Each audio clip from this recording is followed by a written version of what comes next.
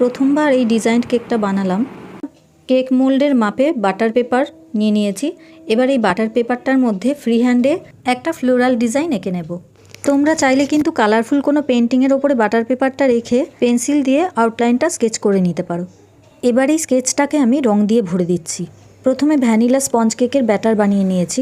সেই ব্যাটার থেকে একটু একটু করে দুটো বাটিতে নিয়ে একটা বাটির ব্যাটারের মধ্যে রেড ফুড কালার আর একটা বাটির ব্যাটারের মধ্যে গ্রিন ফুড কালার মিশিয়েছি। এবার আলাদা আলাদা পাইপিং ব্যাগে রেড আর গ্রিন কালারটা ভরে নিয়েছি। দেখো ফুলগুলো আমি রেড দিয়ে আর গ্রিন দিয়ে পাতাগুলো ভরে দিলাম। আর একটা পাইপিং ব্যাগের মধ্যে ভ্যানিলা স্পঞ্জ কেকের ব্যাটার ভরে রেখেছি। এবার এই পেন্টিংটা কমপ্লিট হয়ে গেলে পরেই উপর দিয়ে দেবো ভ্যানিলা স্পঞ্জ কেকের ব্যাটার।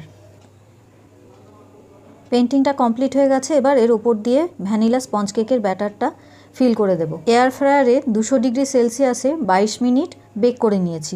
কেকটা রেডি হয়ে গেছে। ওপরটা একটু অসমান ছিল বলে ছুরি দিয়ে কেটে সমান করে নিয়েছি।